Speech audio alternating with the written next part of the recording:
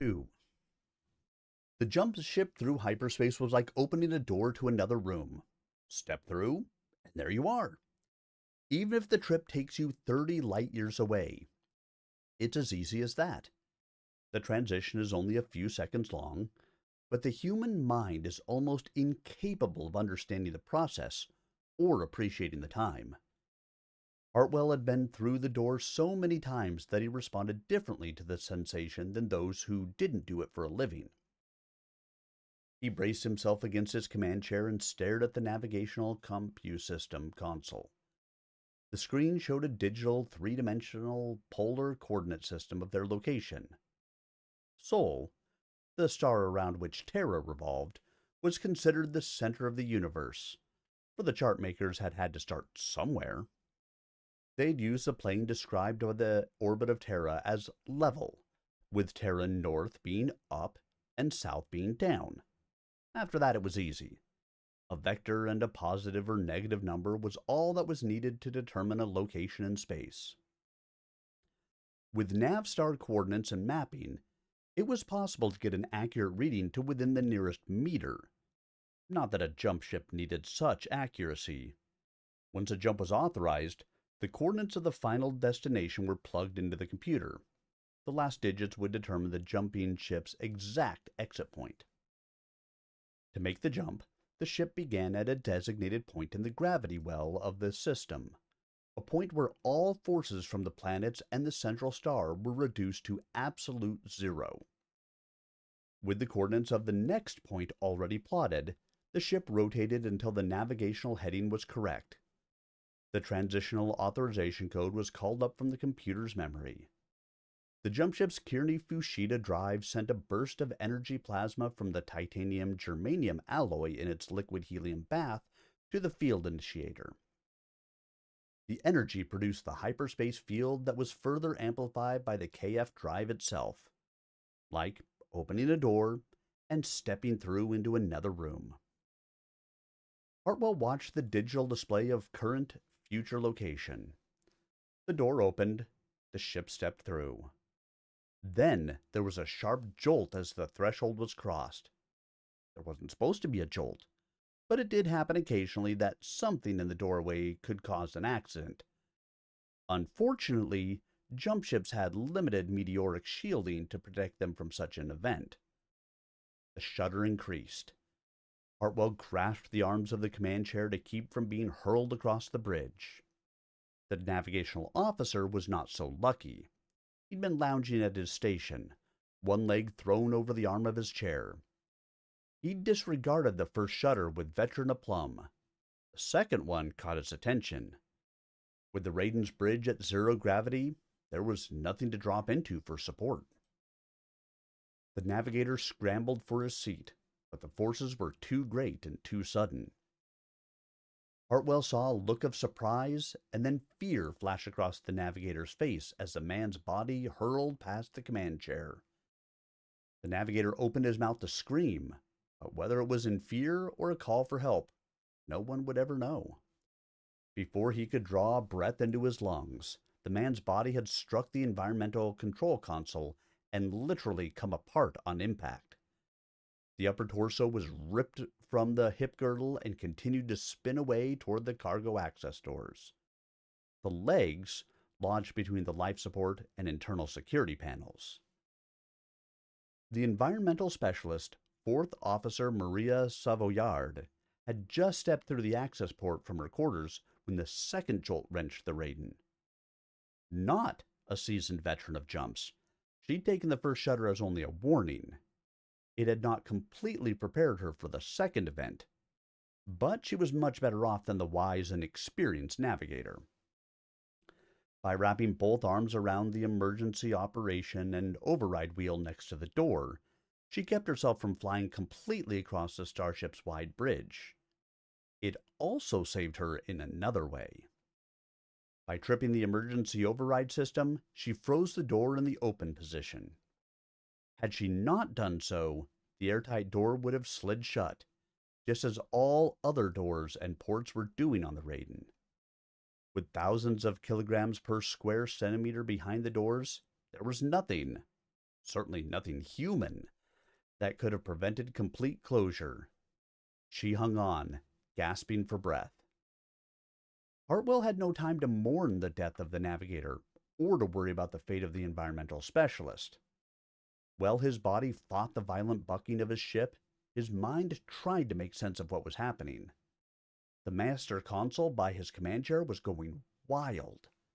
The engineering lights that monitored the major functions of the power system flashed a phalanx of emergency red. The navigational and polar coordinate readouts were going crazy.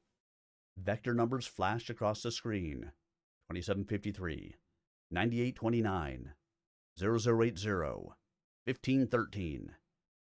They came so fast and were so divergent that he couldn't comprehend them. The range reader flashed 0000.0000000, and then went wild as it climbed to 99999.99999999. The vector plot showed the same number, 9999999.9999999.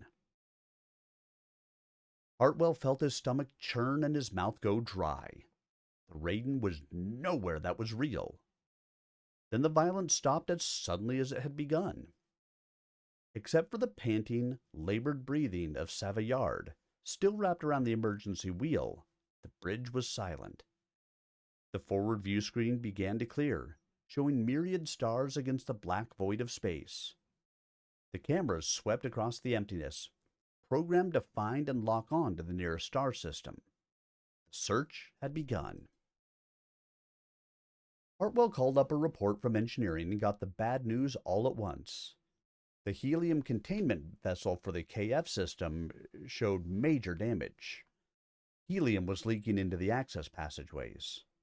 Worse still was news from the fusion power core. The containment bottle for the nuclear reactor was also damaged. The jump ship Raiden was not in good shape. The rest of the command crew slid into the weightlessness of the bridge, floating in, pushing off from the access shafts to drift across to their stations. Hartwell, meanwhile, turned to the communication consoles and began to deal with the hysterical dropship captains. Like everything else not weighed down, the hips and trunk of the unfortunate navigator began to float as well, drawn by the eddies and currents created by the movements of the passing command staff. A yeoman quietly corralled the pieces and herded them into a solid waste disposal chute. Savoyard tentatively released her grip on the door control and moved toward her chair. Hartwell silently pointed her to the navigation station. Her regular place at environmental control still showed the stains of the unfortunate navigator. The Raiden would never make another jump. That much was obvious to Hartwell. Both the KF drive power system and the fusion core had been damaged and were leaking containment. In addition, the surge of energy that had been part of the force that had thrown the ship off course had burned out most of the control and communication systems. The pulse continued to attack modules within the ship. The self-diagnostic and automated repair procedures carried the surge with them as they probed the vessel. Each time the crew checked or attempted to repair, the pulse was there to disrupt and destroy. The loss of the internal gyro stabilizers was the final blow. Shortly after exiting from jump, Hartwell made the decision to abandon the Raiden. The only question was how long the ship would remain habitable, and that was dependent on its structural integrity. Hartwell could have extended the Raiden's life by casting off the dropships, but that would have been unconscionable. There was no place for the dropships to go, at least no place known to be safe. For a while at least, the jump ships still had the sensors to locate a planet in whatever system they'd hit. A planet where the humans now huddled in varying levels of panic in their carriers might find haven. The hyperspace transition had also played havoc with the electronics of most of the dropships. Many would be unable to navigate the necessary interstellar distances to a safe haven. They would have to be ferried close to a planet before they could be cast off. This became Hartwell's mission. find a planet, and get the Raiden as close as possible. Transfer his crew to one of the attached ships, or the Raiden's small lifeboat, and cast off for their new home. The third day after exiting from Jump, the scanner had positively identified 2 habitable locations. One was a large planet, and the other a huge moon. Hartwell chose the planet, but he kept a solid reference on the moon as an alternative. Day 6 of the transit toward the planet was Hartwell's target. If the Raiden could make it that long, the dropships would have a good chance of navigating the rest of the distance. Events, however, conspired against the Raiden, her passengers, and her crew. Late on day 5, the jump ship's fusion core reached critical, and they had to scram the planet. It was a simple process of merely venting the whole core clear of the hull. This reduced all power within the ship to emergency cells only. There was enough of those to maintain life support and command function for a period of 14 days, but many had been damaged during the misjump. Crew members crawling through the access passages detected structural failings. 2 of the techs entered crawl space 23 Bravo-886 and never came out the other end. A life sense scan detected no heartbeats or respiration within the passage, and the climate of the tube was indicated as a toxic environment. Both ends of the compartment were sealed shut and bonded. Another structural failure was detected on the jump ship's spine. The flaw was working its way down the skin of the ship, rupturing the access passage that connected the docking collars. No crew movement was possible between the dropships unless the individual making the move was in complete life gear. Then the life support, structural integrity, and engineering panels on the bridge flashed red, every panic light coming on. Indeed, the rosy hue from so much red light gave the bridge the almost cozy look of light from a campfire. But those who knew what was happening didn't find the effect either cozy or comforting. Instead, the bridge crew took the precaution of donning their life support gear. The Raiden lurched violently, spilling people and equipment throughout the dropships. More emergency lights blinked on, but never blinked off. The spinal rupture raced down the surface of the ship. Hartwell hit the emergency evacuation signal. The emergency signal shrilled down the long, now vacant corridor. Doors that had not been secured hissed shut. The pre-programmed undocking procedures went into effect. Dropships were cast off whether they were ready to depart or not. Within minutes, the bridge was clear. Hartwell was the last to leave. Then he thrust himself down the passage toward his lifeboat station. As he pushed in, he made a quick count of the other people inside. They were a crowd of huddled figures swathed in life suits, their masks closed down and locked. The door snapped shut, followed by a sibilant hiss as the lifeboat pressurized, and then the docking collar released. The thrusting jets pushed the boat clear of the tumbling ship. Hartwell watched out the side vision port as the boat got clear. The Vulture dropships were also breaking free. Most of them were safe, but one had become caught by its own collar, which had become twisted out of shape by the spinal rupture. The ship was firing its main thrusters in a desperate attempt to break clear, but to no avail. The blast of the jets only drove the ship deeper and deeper into the collar, wrenching the Oculus into a useless wreck. The dropship would never get free. Hartwell saw the dropship's frantic thrashing becoming more and more violent, a snared animal trying to break clear of the trap. The force was too much for the skin of the ship. Hartwell saw the first rupture in the fuselage. Tiny at first, it suddenly split down the wing root from there, trailing edge all the way to the cargo door. A cloud of moisture blasted from the hull, instantaneously freezing in the void. Bodies spewed out as well.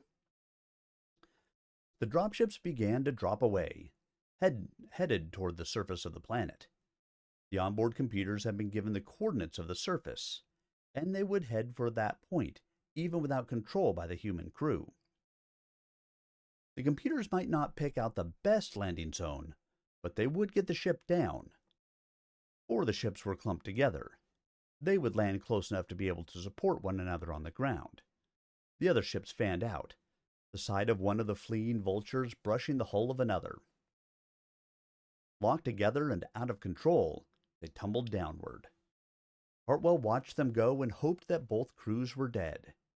A 2-day fall, with no chance of survival, was more than he cared to even contemplate. The space around the Raiden cleared of the departing ships. Watching from his lifeboat, the master and commander held his position near his vessel until he saw no further signs of movement. Then he was startled to see the sail used to collect solar energy to fuel the jump ship's KF drive suddenly deployed. Some impulse in the dying computer had decided that it was time to start recharging the drive. The great sail would mark the ship for eternity. Some latent surge in the pulse had burned off all the absorptive material, and the fabric shone white. Then Hartwell turned his lifeboat and followed the dropships and the rest of the lifeboats in their unforeseen journey toward the blue orb waiting in the distance.